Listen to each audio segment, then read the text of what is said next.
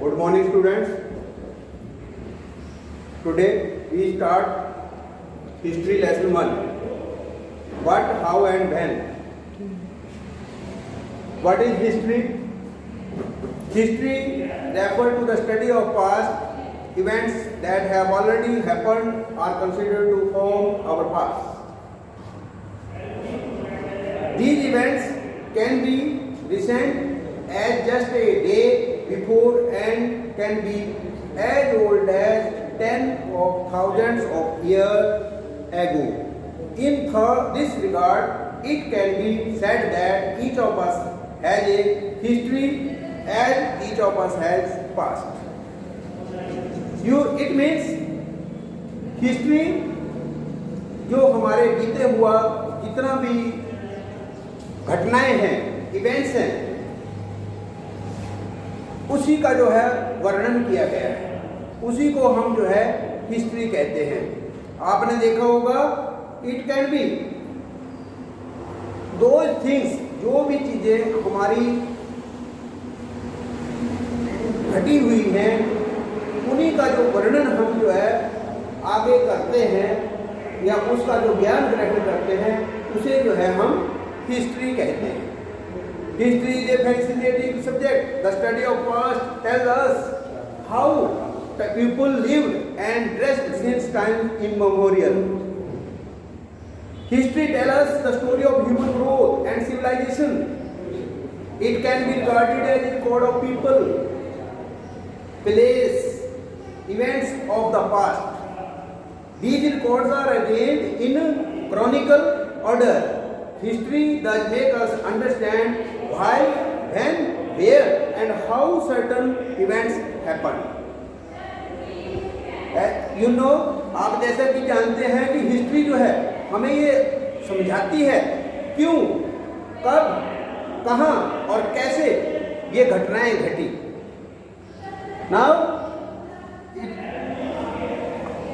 Now importance of history. Why do we study history?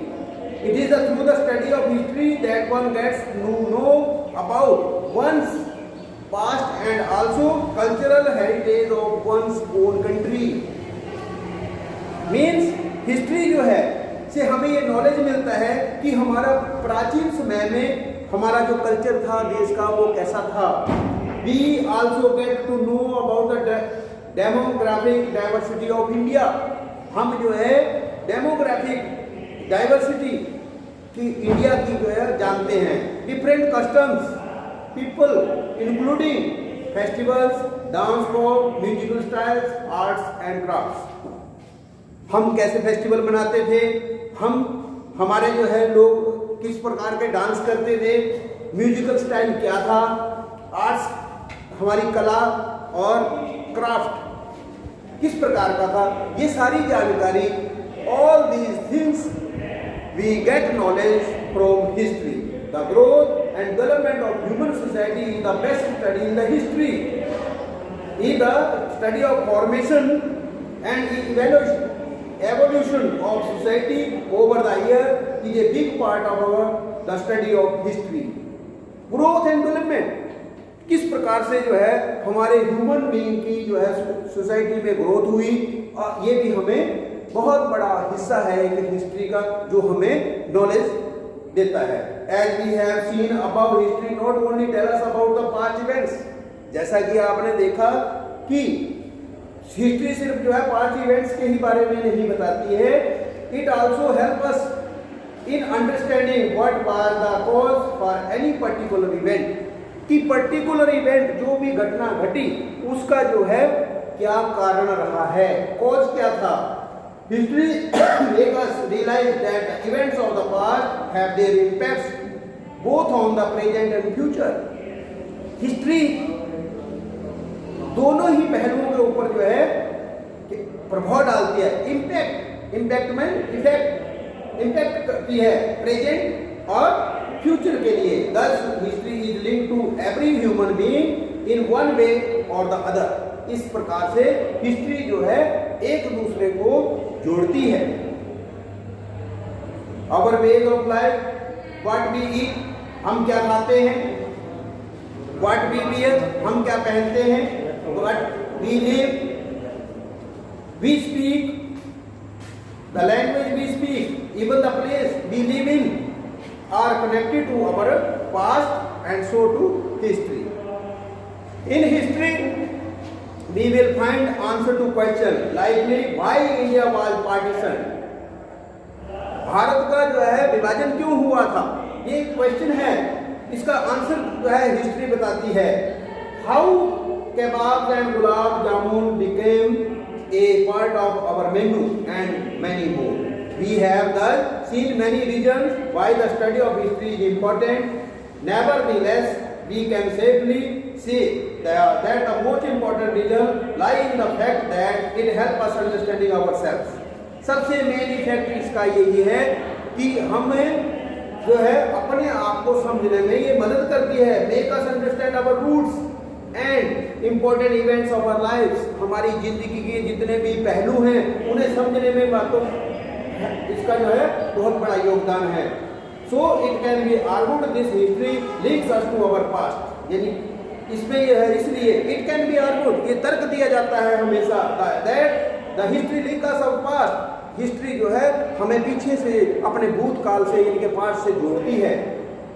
How do we study history. History को किस प्रकार से study करेंगे हम.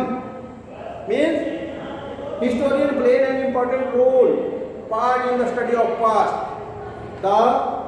They are the scholars who study, write about the past. There are so many scholars, historians who write about our past. Historians have broadly divided the past into two periods: prehistory and history. Prehistory refers to the period before human beings learned to read and write. जब तक लोगों ने या मानव ने पढ़ना और लिखना नहीं सीखा था, उस समय तक को प्री हिस्ट्री कहा जाता है. On the other hand there are written records available for period.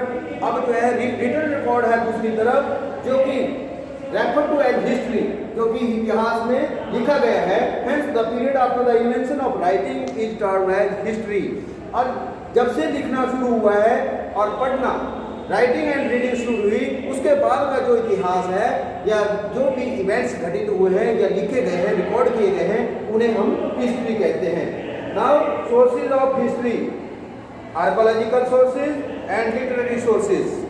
Archaeological sources में आपके ऑब्जेक्ट्स आते हैं, इंस्क्रिप्शंस एंड एडिक्ट्स आती हैं, कॉइन्स आते हैं. एज यू नो, ऑब्जेक्ट्स में आपने देखा होगा टॉयज हैं, वेपन्स हैं, टूल्स हैं, पोएट्री, ऑर्नामेंट्स, कॉइन्स एटसेट्रा. अब in the previous mention that these objects are only sources for the period of prehistory before written record exist. In such cases fossilised human, animal and plant remains are also used as sources. Inscriptions and edicts archaeological sources में second है आपका inscription and edicts. Inscription and edicts provide important information for the interpretation of the past. हमें जो है past के बारे में बहुत सारी इंफॉर्मेशन प्रोवाइड करती है ये इंस्क्रिप्शंस और एडिक्ट्स. इंस्क्रिप्शन मीन्स आपने देखा होगा कि जैसे पत्थर है, कोई उसके ऊपर जैसे ये चट्टान है, उसके ऊपर जो है कोई चीज लिखी हुई है, राइटिंग लिखी रखी है, उसे जो है इंस्क्रिप्शन कहते हैं. कर्व्ड और solid objects like walls, pillars, tablets, they are valuable source as they provide information on various aspects of the period in which they were made. उस पीरियड के बारे में हमें उस समय जो ये घटनाएं घटी थी और उस वक्त जो पिलर्स के ऊपर लिखी गई थी इंस्क्रिप्शन में या एडिक्ट्स में, तो वो जो है उसके बारे में जानकारी दी थी. Many of the inscriptions are still intact today since they have been written during the reign of rulers. कई शासकों के टाइम में ये जो है लिखी गई थी. They are more reliable. ये जो बहुत ही ज्यादा विश्वसनीय है. The study of inscription is known as epigraphy, or a person using the method of epigraphy is known as epigrapher or epigraphist. The study of inscriptions. Inscriptions की जो study होती है उसे कहते हैं हम एपिग्राफी, और जो इसे मेंटेन करते हैं उन्हें कहते हैं एपिग्राफर्स या एपिग्राफिस्ट। Edicts are written record on the royal commands which were issued by the rulers। जो रूलर्स के द्वारा जो कमांड की जाती थी उसे जो है रूलर जो है उसे कहते थे addicts. They also provide valuable information about the past। Ashokan edicts are an important example of edicts। These edicts which are inscribed on pillars, जो pillars पे लिखी गई थी, आपने देखा Ashok pillar, and rocks have helped the historian in the reconstructing the history of Mauryan period। Now coins, you know the much information about the coins are another valuable source of information। coins भी जो है information का एक valuable source है। The study of coins is called numismatics। Much information about the cushions, Gupta, Bactrian, Indo-Greek and Indo-Parthian dynasties has been drawn from the study of coins। The study of coins is known as numismatics। Burial sites, for an archaeologist, burial sites are also an excellent source of information since these sites provides material remains like jewelry, poetry, etc. These sites are valuable more importantly for the period which lack written records। These sites have yielded many clay urns and scientists believe that these will provide information on the migratory practices of the people, these settlements। Moreover, they want to analyze the technological process which have been used to produce the fine clay which has remained intact for hundreds of years। This is all about the archaeological sources। Now